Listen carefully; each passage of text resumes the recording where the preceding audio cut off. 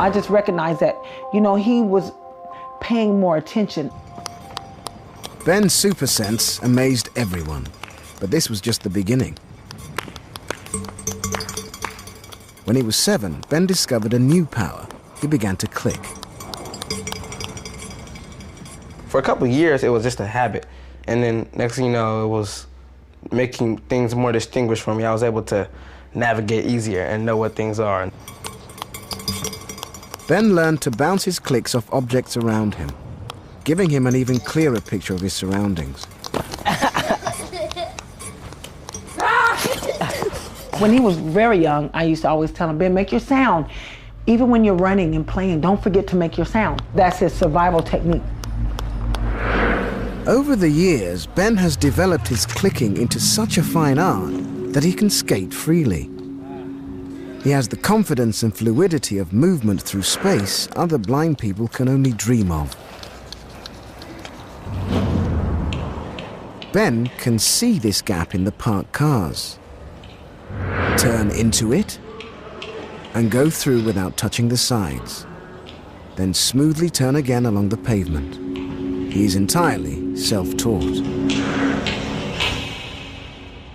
Looking at these skills that he's developed with his own mind, I mean, that's got to be really amazing. Somewhere in there, it's a little genius going on. Ben's super sense has extended his horizons. Clicking has set him free to live life to the full. There's nothing his friends do that Ben won't attempt and conquer. Oh yeah, that's the same. Get beat by a blind man in a video game. Everyone who meets Ben just can't believe their eyes. I'm gonna guess what you had for lunch, okay? Dr. James Rubin, Ben's eye doctor, has treated many blind children, but Ben was way outside even his experience. One day I came into the exam room and there was a boy feverishly playing his Game Boy. He looking at me like, tripping out, like, is he really playing this? I looked at him and I looked at the chart and I said, this can't be the same boy that had lost both his eyes when he was a child. It just can't be possible. And I said, oh yeah, he's blind. He said, well, how is he playing the video game? From that point on, I was just flabbergasted. Dr. Rubin was so astonished, he told the local press. Soon, Ben was swimming with dolphins for a photo feature in People magazine. Then TV news features launched him onto the Oprah Winfrey Show. Like Ben, dolphins echolocate with clicks. They also have highly evolved hearing. The question is, have Ben's ears become super sensitive to compensate for the loss of his eyes? Pie. Pie. He. Smooth. Book. Book. Ben is having a hearing test. Does he have the hearing of a dolphin or bat, picking up frequencies above or below the normal human threshold? Normal hearing is from 25 decibel and above. And as you can see, Ben has normal hearing in both his right and his left ear. Ben's ears are not super sensitive. So how does he get so much information from them? Can Ben have trained his brain to translate the sound he hears into visual information? Some of the best listeners in the world are to be found in San Diego in Southern California. At the US Navy submarine base, sonar operators learn their craft. Now, snapping shrimp.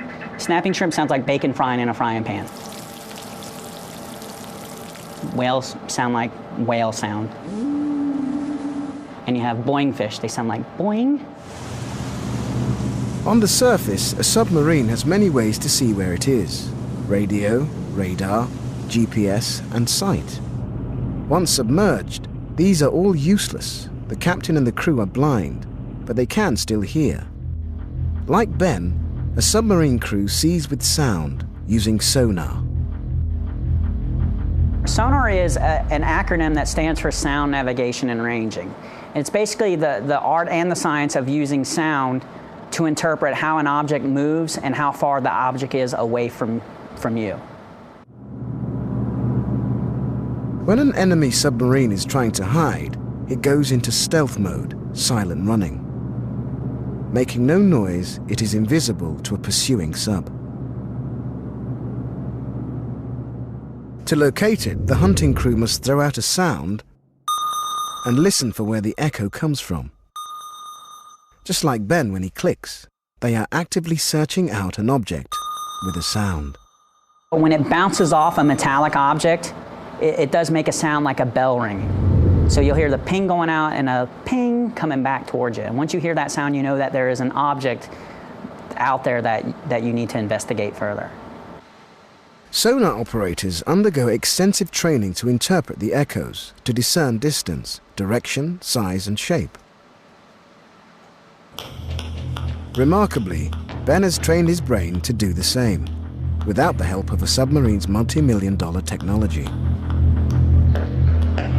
In water, even a small noise can be heard for many miles. In air, echoes are much harder to pick up. They're so faint, it's a miracle Ben can echolocate at all.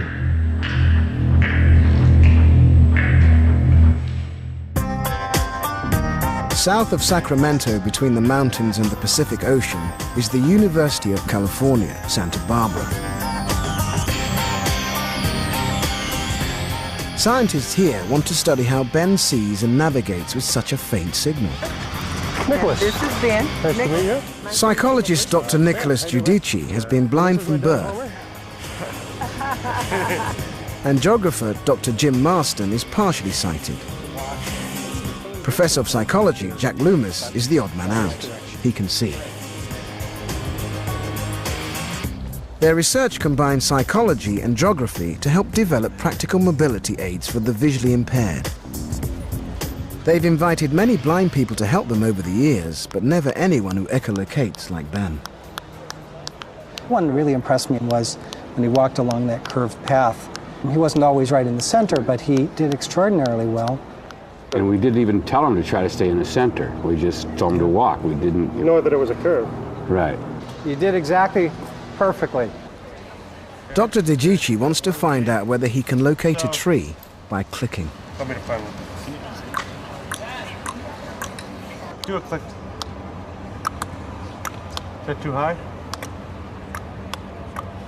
Go and try to find another one. Right click, Ben? No.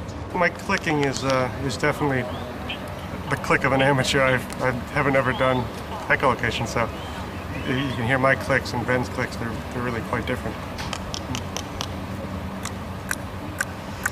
Ben's laughing. I mean, mine are kind of a much less of a full spectrum click. In the Human Behavior Lab, the tests begin. Exactly how clearly can Ben see with echolocation? First, the team ask him to measure some simple objects. Can you tell us how big it is without touching it?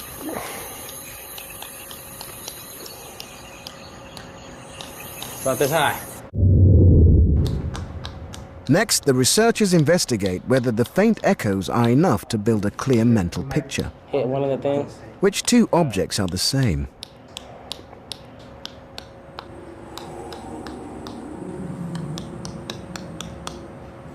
Seeing with light, it's easy, but the tests are proving it's not so straightforward to see with sound. I don't know, this one, I don't know. Yeah? All right, good. What's this? You are terrific. Yeah, that's great. That's a good job. Can Ben go one step further and identify the next thing he finds? What's that? You're pointing to it, right? Yes. Do you know what it is? No, I don't know what... No. I know I smelled something. Just like submarine sonar, Ben's clicks can detect an object but not see what it is out of context. The team press on, pushing Ben to the outer limits of his ability. The rod is a very small target to find, and it's also curved. The curved surface of the rod scatters the click. There is hardly any echo returning to Ben's ears. The audio signal is very weak. can Ben see it at all? We want you to toss that. It is little. But just take your best guess as to where you think it is. Just point at it. Touch it.